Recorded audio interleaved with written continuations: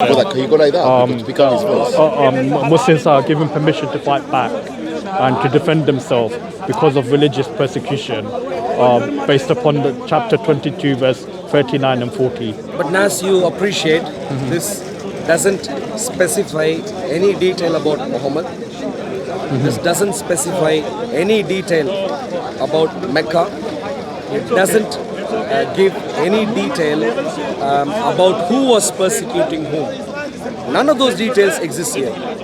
So who would you say it's speaking about in your understanding? That's a different story. I'm trying to ask you, all that I'd like to tell you is that this cannot be an evidence to suggest the historical veracity of Muhammad being persecuted in Mecca by Meccan idolaters. Simply impossible. Okay, so it says in verse 39, permission to those to fought because they were wronged, and they said Allah. Sorry, let me just change the That's a very cryptic text. Yes. Who is it talking to? Who is it It's talking a word about? for word. Who persecuted who? What level of detail is there? Nothing. You can't construct history based on that.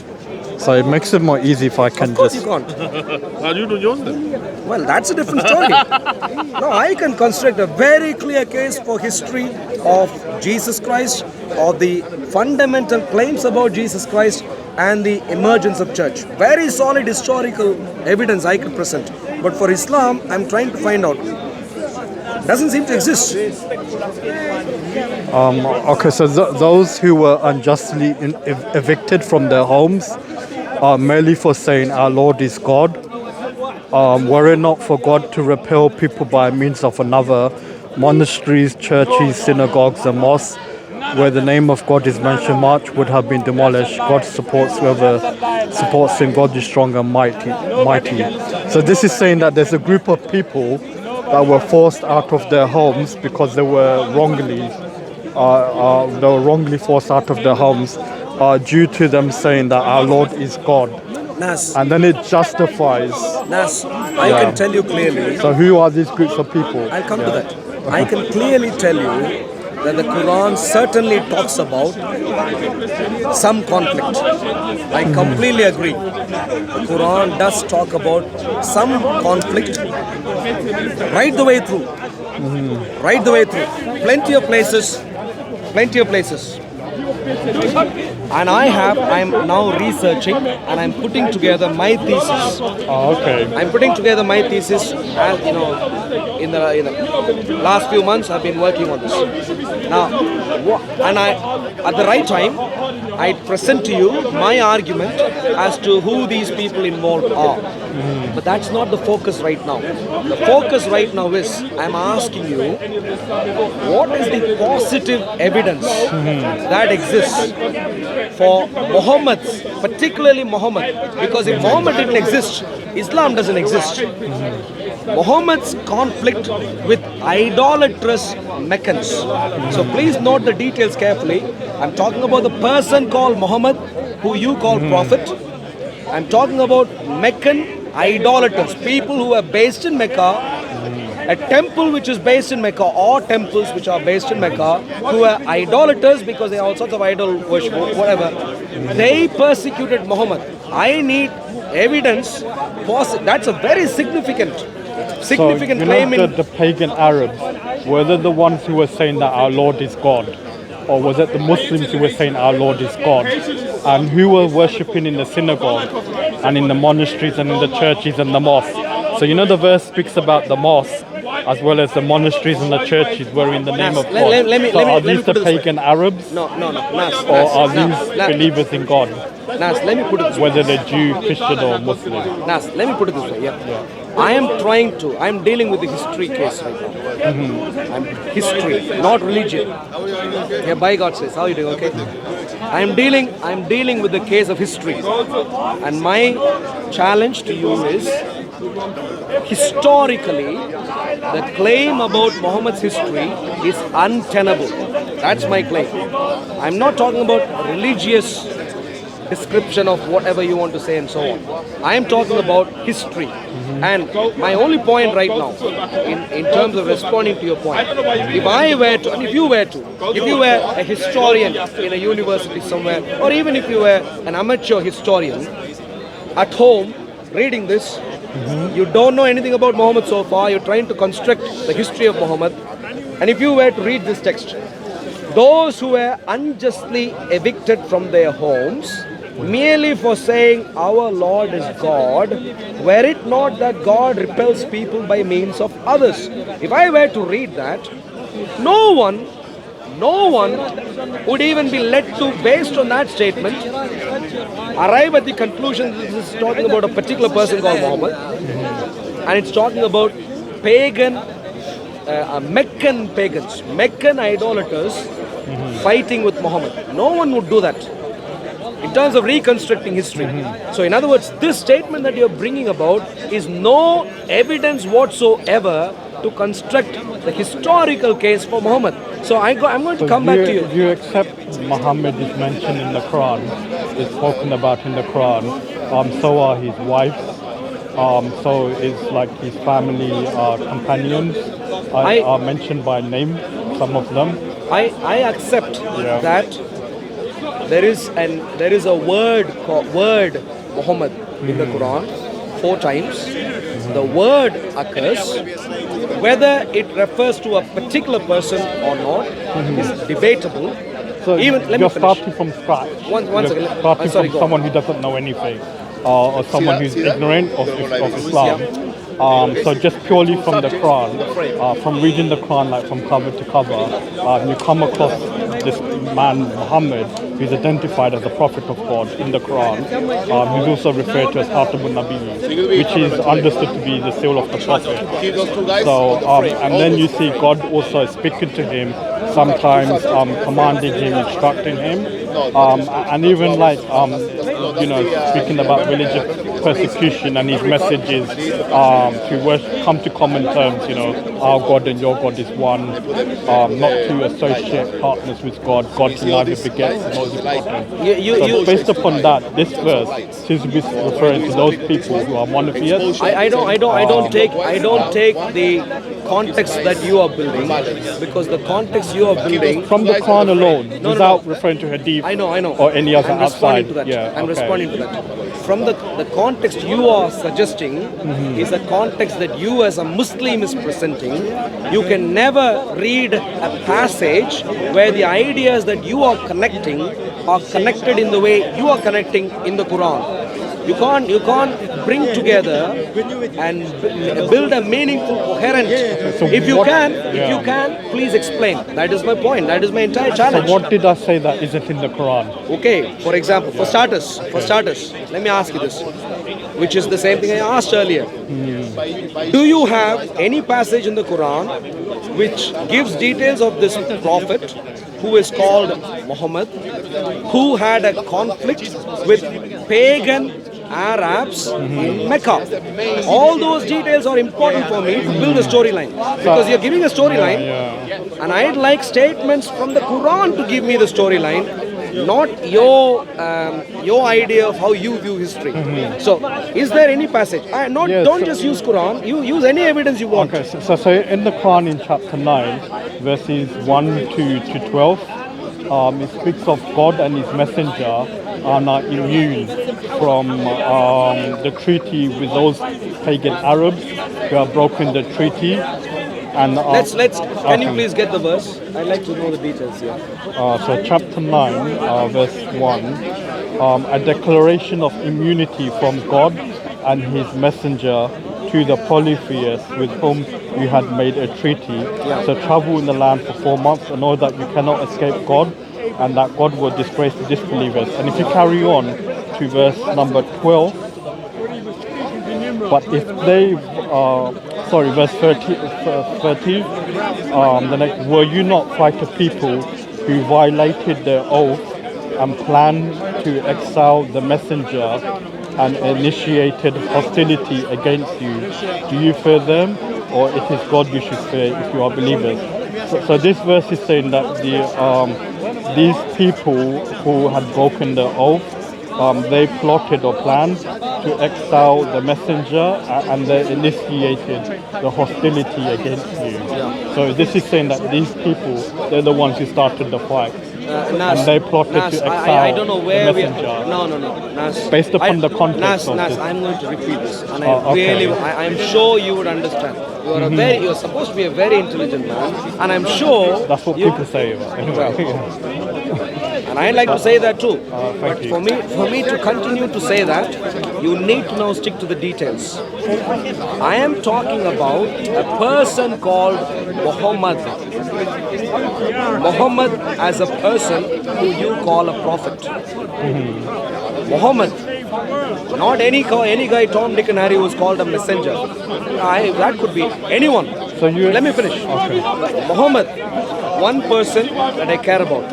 The other entity that I care about, Meccan Arab idolaters. Mecca Arab idolaters. And that in particular, when I'm stressing on the word idolaters because I'm referring to the idolaters as how we would call idolaters. Because of course you would appreciate and understand that the Quran calls Christians also as idolaters. The Quran, that's true. But okay, maybe we'll discuss that later. Now, that's fine. Okay. Now, give me details about Muhammad, Mecca, Muhammad, Mecca idolaters, where Meccan idolaters chased him away. So, going back to the Christian point, in chapter 3... No, we'll come to the Christian point later. No. Okay. Apologies, maybe I'll come to that later. Okay, so in Meccan, Muhammad, Meccan pagan Arabs or idolaters Arabs persecuting Muhammad, resulting in Muhammad having to do hijrah. Any evidence? Yes, so in the Quran, Muhammad is referred to as the messenger of God. So there is a verse that says Muhammad. That is what you are saying. Messenger of God. Do you want the reference or see? You and I are... No. Wait. Any passage you show, please show any passage you want. But any passage you show should bring together this knowledge. Should bring together... Nas, any passage that you want to show or any number of passages you want to show should bring together the storyline. I am focused on the storyline. Muhammad, Meccan, pagan Arabs, persecution. Yeah, so in chapter 47... so we have dealt with chapter 9, you couldn't provide. No, I do believe I did provide because you didn't provide. There was no reference to Muhammad there. You wanted to know the identity of the messenger of God. Exactly. Elsewhere in the Quran, Muhammad is referred to as the messenger of God. That's your claim. And this is speaking... I can show you where he's referred to as the messenger of God. No. You need to show me how, any time the word messenger is used, it refers to Muhammad. For you then to go on to say... But that's not my understanding. My view is not any time whenever the messenger of God appears, it always refers to the Prophet Muhammad. And therefore, from the context determines whether it refers to Muhammad or whether it refers to Jesus and so, or to when some you are other. reading from chapter 9, But from you need to explain. Grammatically, you need to explain why you think that refers to Muhammad and why you think that the persecutors are pagan, Meccan Arab idolaters. So grammatically, Surah 9, verses 1 to 13, is speaking in the present context. The situation is that it's speaking of there and then. So it's addressing a messenger there and then, and it's referring to polytheists who existed there and then. So it's not speaking about a future messenger of God or someone who existed previously, but it's within that context of the Quran. Let me put it this way. I'm really sorry right now. And I'd like to say, I'm really sorry, but I'd like to say you are simply doing an injustice in our conversation. I am talking about building a historical storyline. You are building a religious storyline. And by that what I mean is a storyline based on religious beliefs, not a storyline based on historical artifacts, historical statements. I am trying to ask you, as a historical storyline, The Christians, based upon non-Muslim sources, refer to Muhammad as a messenger of God. So identified him as like a messenger. Meccan pagan Arabs to persecution. the Saracens. Meccan or the Arabs. pagan Arabs persecution. So we have like Christians like from about two years after the death of the Prophet that traditionally believed are referring to Muhammad as being a messenger coming from the Arabs or from the Nas, Saracens. Meccan pagan Arabs persecuting Muhammad. You haven't given any evidence so far. I'm satisfied with chapter 9 verses 1 to Chapter 9, 15. chapter 9. I'm sure As you would well as appreciate. also I think chapter I think you're ducking the challenge right now. And also chapter 22 verse 40. No, you are just adding more. Please read. If you want to read one more passage, I'm quite happy for you to read. But so far, no connection made from what you have read between Muhammad and pagan Meccan Arabs. Where pagan Meccan Arabs persecuted Muhammad. So far, no detail provided. So like in verse 7 of so I was trying to find the verse that says Muhammad is a messenger of God.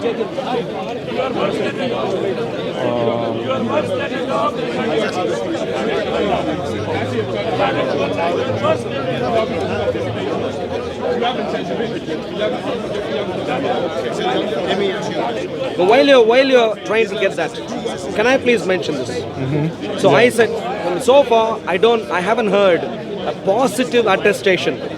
Is Quran your only source? You can use any source you want. So far you haven't given a positive attestation, historically dependable, positive attestation. So since you've opened it up, not just to Quran only, but also to any source. So if you go to the tafsir literature, so the tafsir Very late. identifies. But you said any source I can use. Well, any reasonable source, any source for us to be able to build a historical case. Of course, today people can write any fancy story. Today, for example, So- in Islamic tradition, you have an entire mythological storyline. I agree.